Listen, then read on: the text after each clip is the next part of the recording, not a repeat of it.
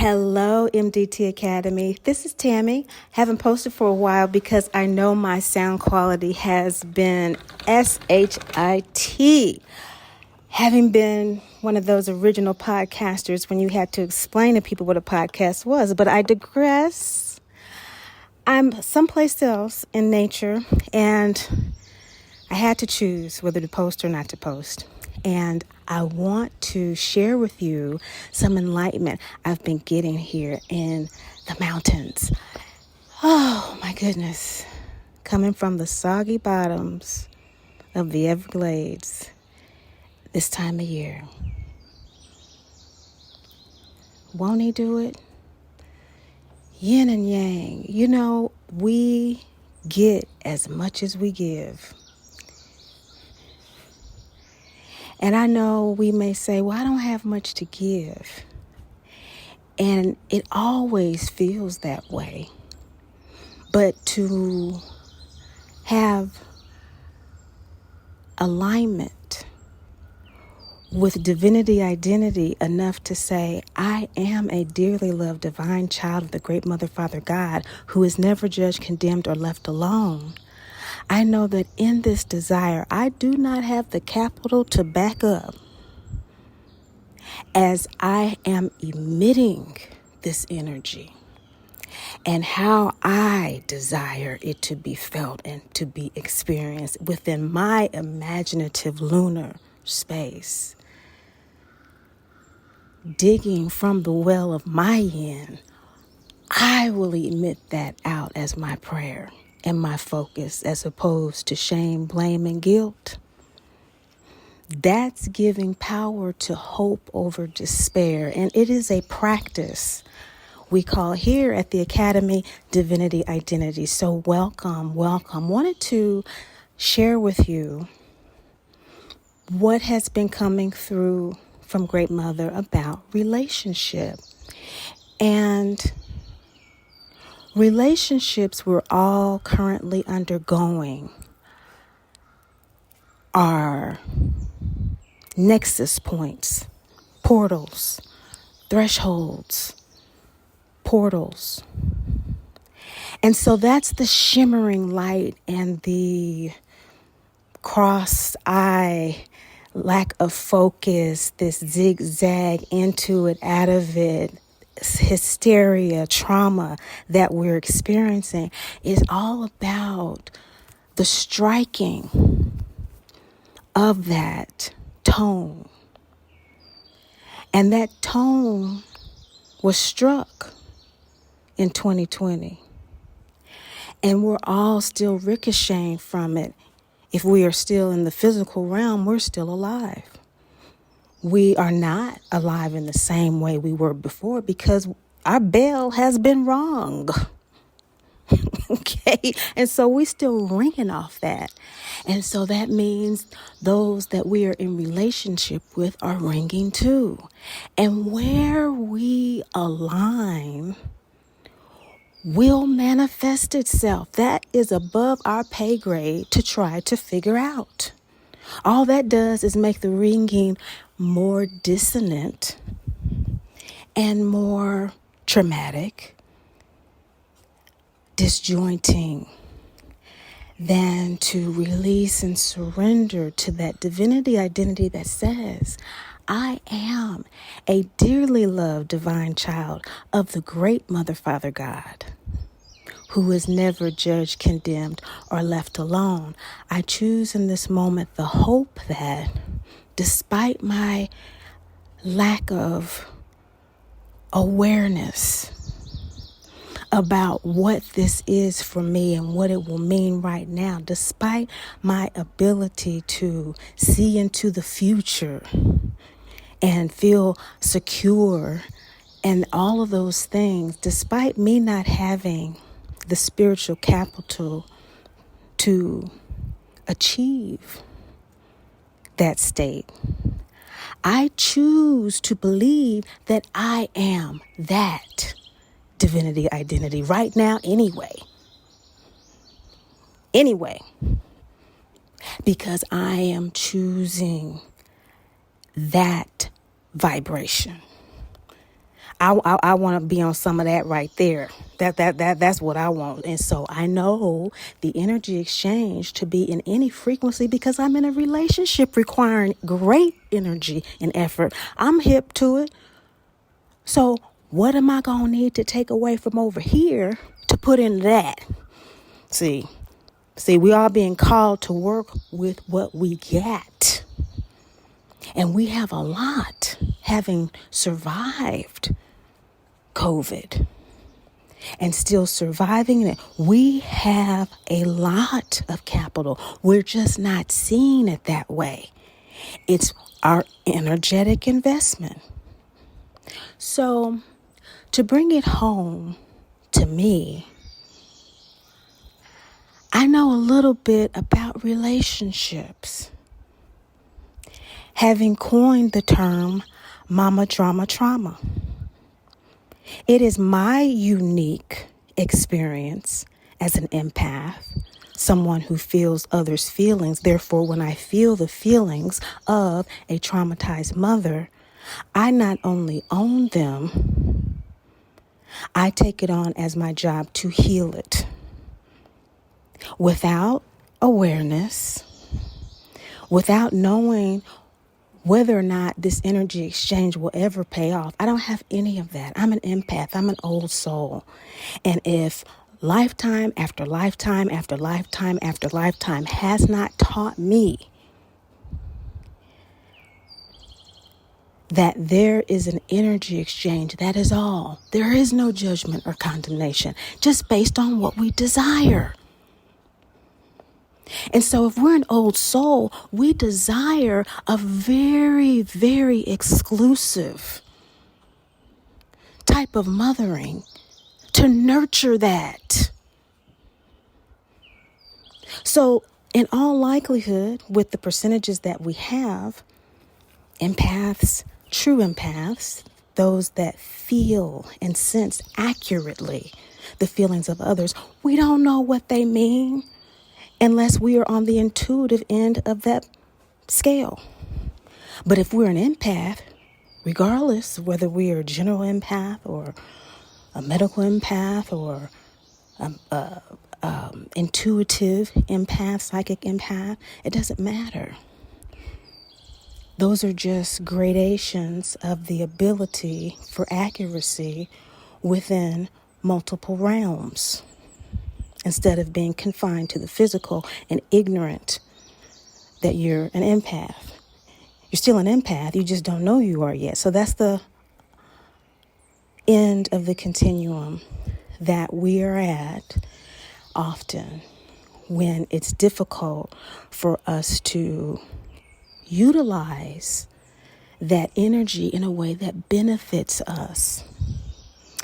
So in my experience with relationships with that, what I've learned that's useful for these times that we're living in trying to reassess our investment in relationships, our energetic investments, and the ringing of bells and the dissonant bells and the resonant bells going off in our lives right now, it is transition and transformation. But the transcendence that we need with mama drama trauma, a condition in which the mother projects unhealed aspects of herself onto her child, causing emotional and or physical trauma. The mother wound is common. It is more common than not. So everyone can relate to that. However, if you're an empath, you have mama drama trauma because you feel that as if it is your own. And so that means we have a great depth of emotional scope and resources. These can be used to our benefit and to the benefit of others. But we tend to allow those who simply through animal instinct sense the power and use it for themselves as we march into martyrdom. And mama drama trauma is just a lifetime or many lifetimes in my experience of past life regressions. I've had many lifetimes with my mother with this dance, at least 3 that I know of. And so it's just in this lifetime, my soul, cosmic calculus in this form as Tammy Taylor, my Vedic chart, my Western chart, I don't care what kind of chart or beings or tea you read, simply has in its wheel of fortune, in its bank account, capital only in the emotional realm. And so that means mother healing. And that's where many of us are. We have this karmic thing where the energy exchange simply requires us to use those resources wisely. I've had love expressed to me in so many ways, as most of us have. We don't even have to consciously recognize it. The fact that we are still alive is evidence for it.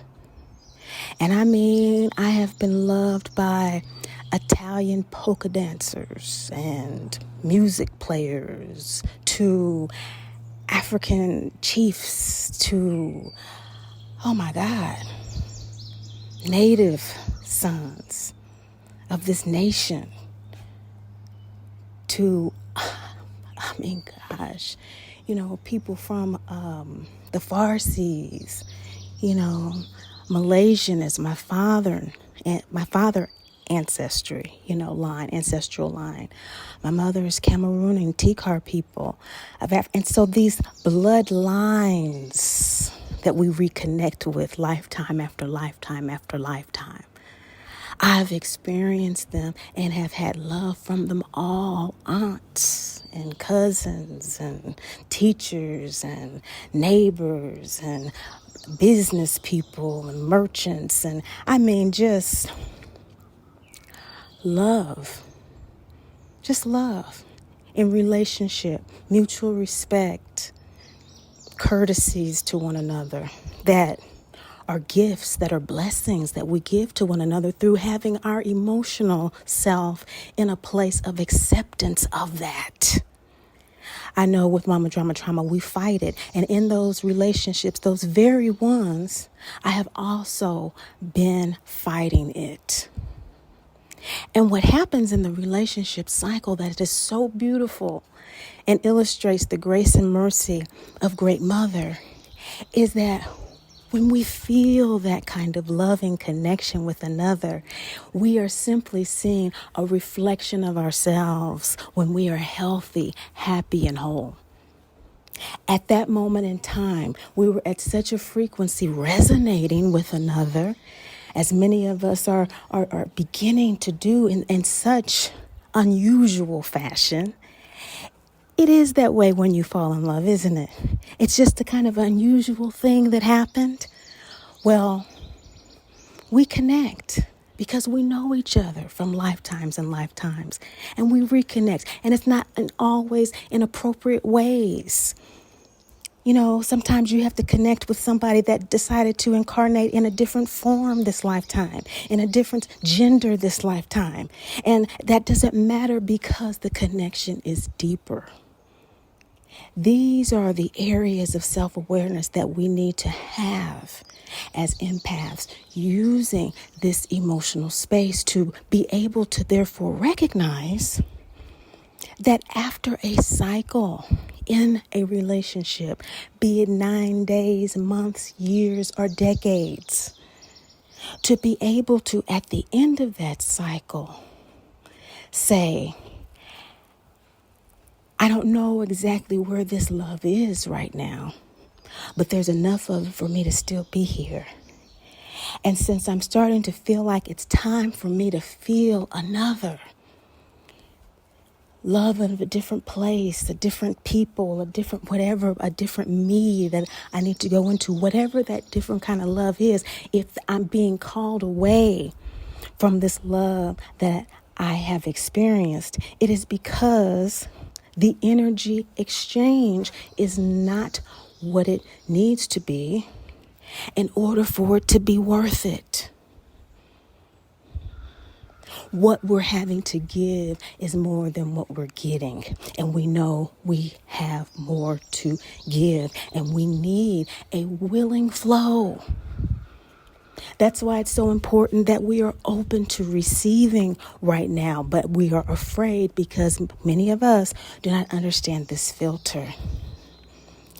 And this filter is what will take you from the misery of despair to the daily practice of hope. Because we know that our path of spirituality is not just a path that we walk on. It's a step-by-step daily choice to feel above, to see above the pain that never goes away. And every day to be confronted by it, to experience it differently, to not to be seen one day and heard, to the next day to feeling that you are so alone. You will never have anyone that loves you, to the highest heights of I am so appreciated and so grounded in who I am and what I'm doing. This dysregulation comes at a very high cost. It cost us in our health, happiness, and wholeness. So we need to learn that when we're at that place, to stop, acknowledge that we're there, and to begin to inquire within ourselves about, okay, so why am I here? That's the first question, isn't it? Because we are in a situation that obviously we're not still resonating with the initial situation, whatever that thing is that drew us together, because we're being called away. So we have to stop in that moment, news update, and go ahead and allow our soul to give it to us. Because things have changed. But if we don't know what has changed, we're not going to know what we're processing. And that's when we get in trouble with high startle responses. We begin to ring our own bell. And the self-induced retriggering type of situation where they're just a list of telltale signs. I'll put a link here that we go into to self-protect, but what actually alienates us more, just because that dysregulation, we hit that yang a little bit too hard when we're deep in our feelings. And so regulating that by stopping ourselves to say, okay, I'm in it. I acknowledge I'm in it. I'm in it. I'm in this relationship. I'm in this situation that I'm feeling like this is not worth the energy. Stop, acknowledge it. Just stop and acknowledge it. It's a self-loving act. Take that in. It is a self-mothering act.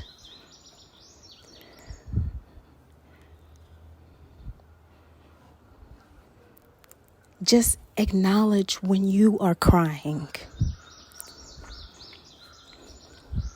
Mama cannot come to the crib right now.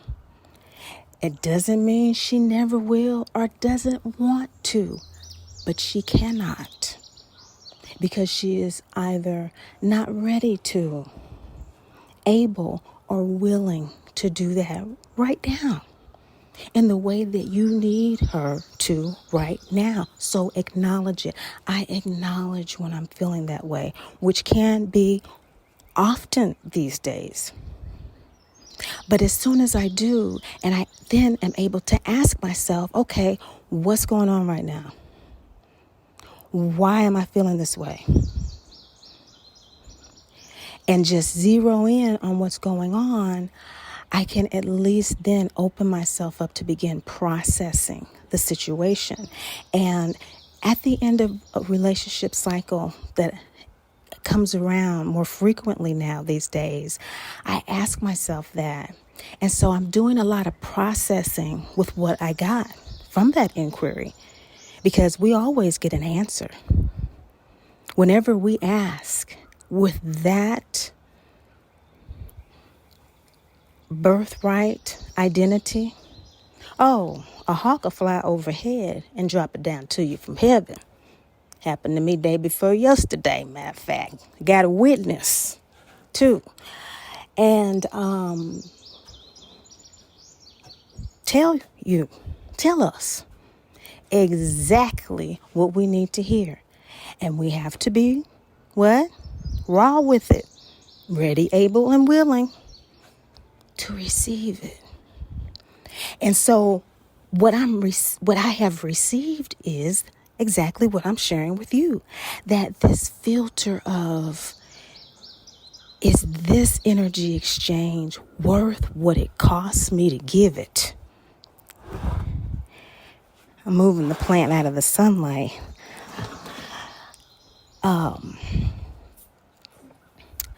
What was I saying? Such a beautiful plant.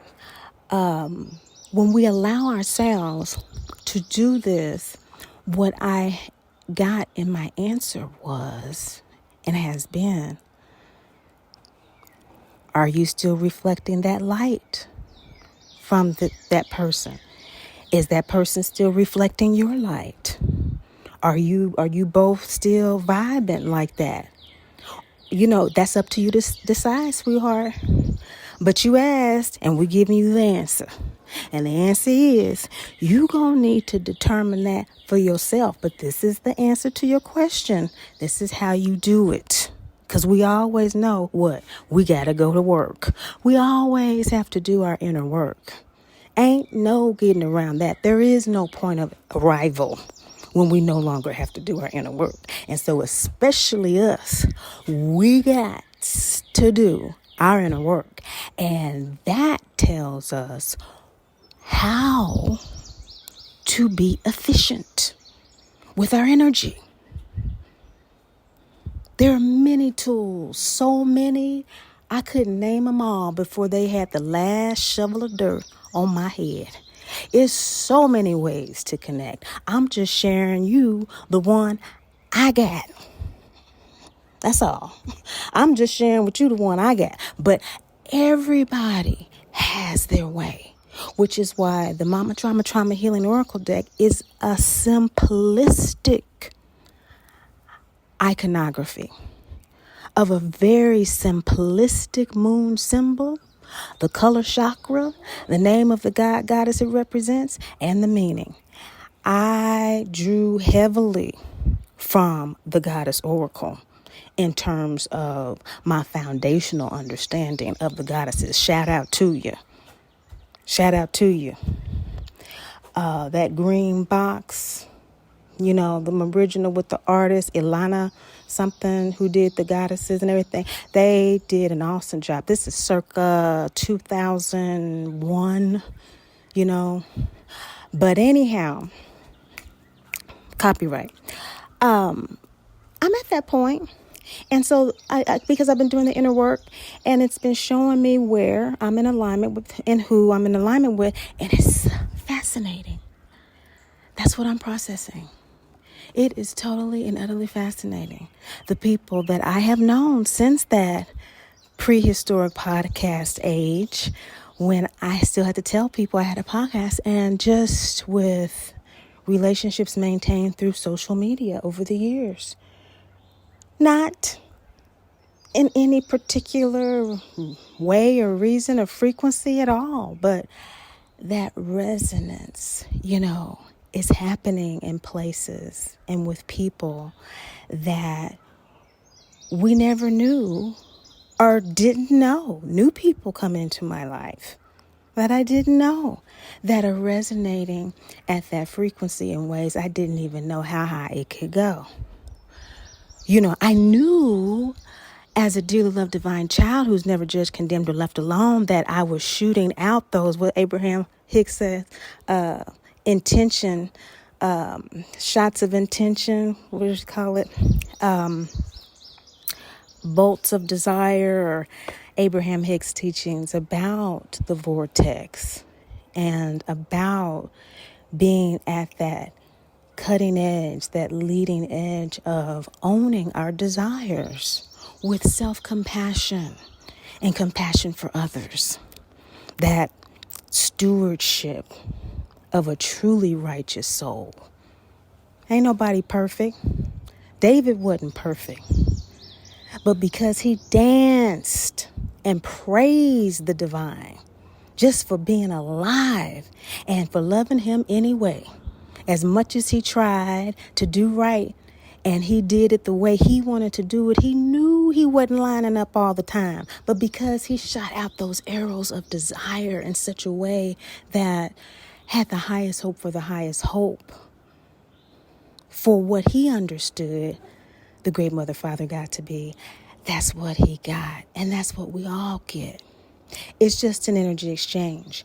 And so as I stand here at this threshold with you, holding hands in this circle, I say to you that the processing has taken me to this place of integrity where I am telling myself the truth in such a way that in my most recent relationship with someone who is Southern, self-described redneck,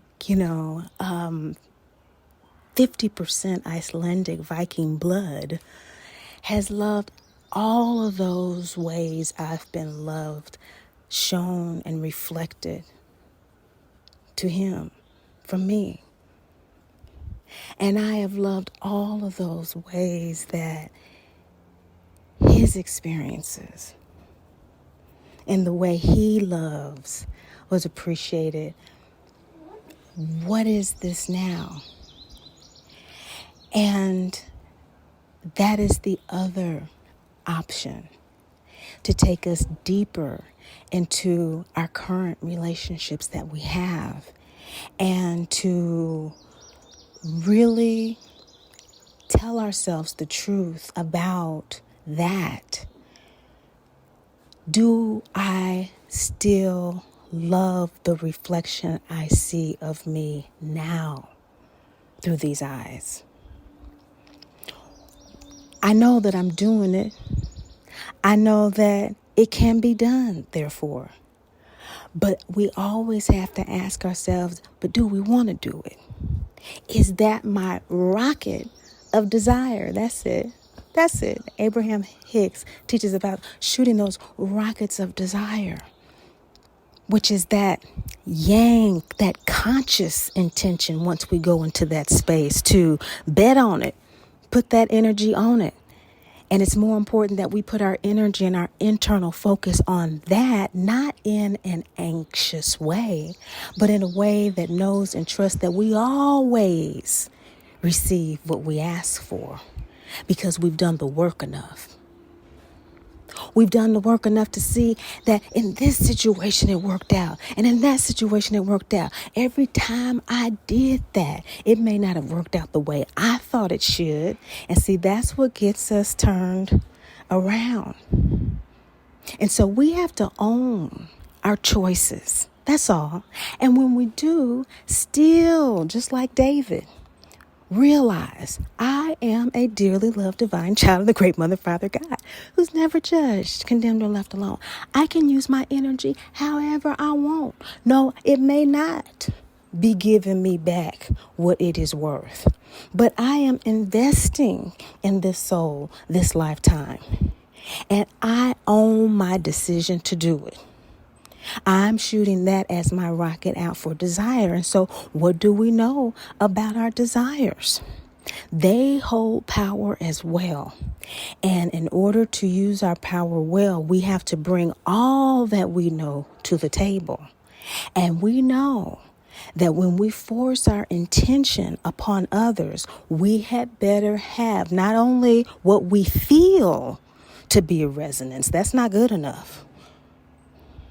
Because we know control is a whole nother way of using this energy. And we're not talking about that. We're talking about using the energy in a way that takes us up higher. That gives us more of it, not less.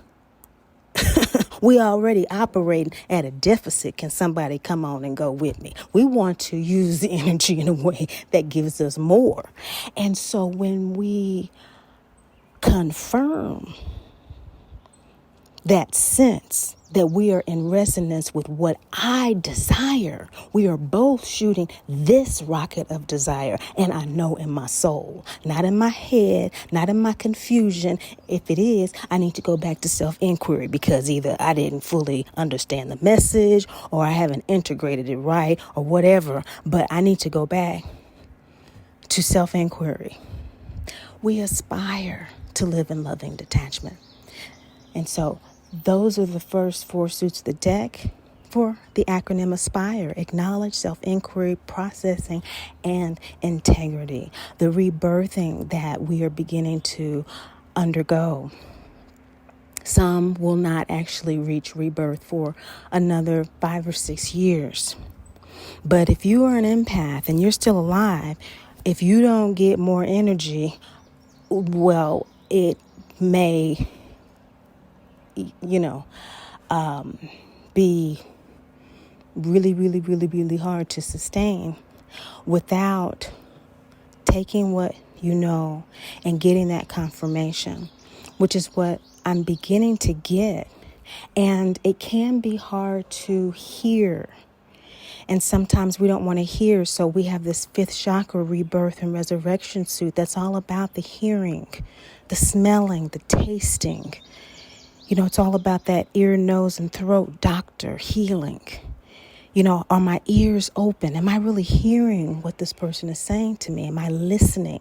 I may be audibly hearing the notes touching my eardrum. I can hear that. It's a drum. But am I listening to the message of that drum? And this drum is beating in all of our relationships and across the planet, and it's shaking the ground. And this drum beat from that root chakra is saying, what is it we are not acknowledging? Root chakra card of the acknowledged suit is all root chakra.